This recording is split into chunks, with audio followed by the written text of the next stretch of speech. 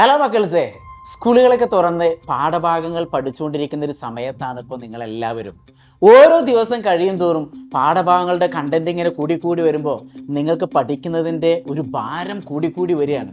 അതിൻ്റെ ഇടയിൽ ചില മക്കൾസൊക്കെ എന്ത് ചെയ്യുന്നു, വീട്ടിൽ നിന്ന് പുസ്തകം വായിക്കുന്ന സമയത്ത് അവരെന്ത് ചെയ്യും, അറിയാതെ മനസ്സൊന്നും ഇങ്ങനെ വ്യതിചലിച്ചു പോകും.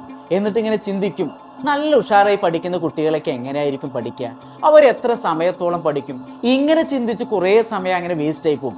ആ സമയത്തോളം ചിലപ്പോൾ പിന്നിൽ നിന്ന് അമ്മ വിളിക്കുക, ആ മോനെ ഭക്ഷണം കഴിക്കാനായി, പെട്ടെന്ന് ഭക്ഷണം കഴിച്ചോ. അതോടുകൂടി അന്നത്തെ പഠനം തന്നെ മുടങ്ങും. ഇതേ രൂപത്തിലായിരിക്കും നിങ്ങളുടെ ജീവിതത്തിൽ ഇപ്പം നടന്നുകൊണ്ടിരിക്കുന്നത്. പക്ഷേ ഓരോ ദിവസം കഴിയും തോറും നമുക്ക് ഒരുപാട് കാര്യങ്ങൾ പഠിക്കാൻ വരുന്നുണ്ട്. അത് ഏതൊക്കെ രീതിയിൽ പഠിക്കണം, അത് എങ്ങനെയൊക്കെ പഠിക്കണം, ഇങ്ങനെയുള്ള ബുദ്ധിമുട്ടുകളൊക്കെ ചിലപ്പോൾ ഒരു പക്ഷേ എല്ലാ കുട്ടികളുടെ മനസ്സിനകത്ത് വന്നുകൊണ്ടിരിക്കുന്ന ഒരു കാര്യമാണ്. ഈ പ്രശ്നങ്ങളെല്ലാം നമുക്ക് മനസ്സിലാക്കി അത് ഏതൊക്കെ രീതിയിൽ പഠിക്കണം എന്നുള്ള കാര്യങ്ങളൊക്കെ നമുക്കൊന്ന് നോക്കിയാലോ. വാ, കമാ. നിങ്ങളുടെ വീട്ടിലെത്തിക്കഴിഞ്ഞാൽ സ്വാഭാവികമായിട്ടും ഏറ്റവും കൂടുതൽ സമയം ചെലവഴിക്കുന്നത് നിങ്ങൾ റൂമിൽ തന്നെ ആയിരിക്കും.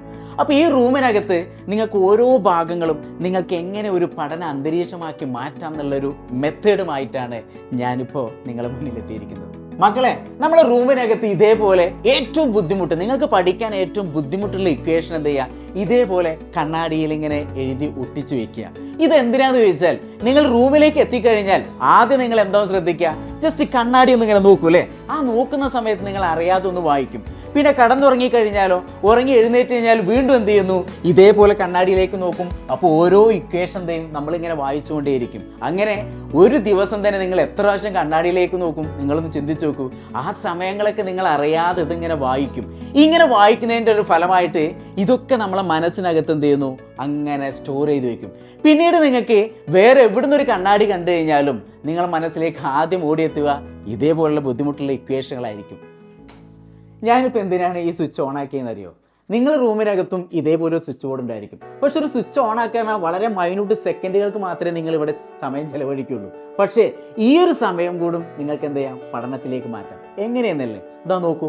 നിങ്ങൾ റൂമിനകത്തും എന്ത് ചെയ്യാം, ഇതേപോലെ ഏറ്റവും ഇമ്പോർട്ടൻ്റ് ആയിട്ടുള്ള ഒരു ഇക്വേഷനോട് എഴുതി വയ്ക്കുക. നിങ്ങൾ എപ്പോഴൊക്കെ സ്വിച്ച് ഓൺ ആക്കുന്നോ അല്ലെങ്കിൽ ഓഫ് ആക്കുന്നോ ഓൺ ആക്കുന്നോ ആ സമയങ്ങളിലേക്ക് എന്ത് ചെയ്യും, നിങ്ങൾ ഒരു തവണ വായിക്കും.